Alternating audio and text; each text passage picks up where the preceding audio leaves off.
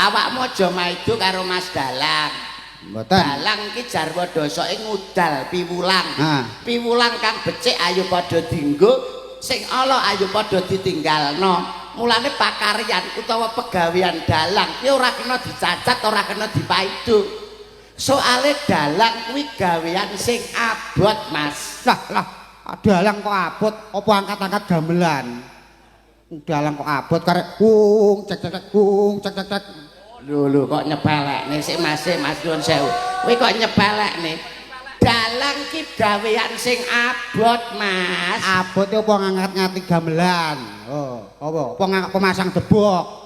Oh, lho sing masang ya dudu dalang kok nek sing masang. Ngono kok abot. Lho tegese abot ki dalang ki melek tekan wengi. Yogane apa turu? Wong ya melek yogane. Nyuwara terus ngono lho, Mas. Lah sindene apa ya bisu wong ya nyuwara teko esuk. Sik ya Allah Gusti.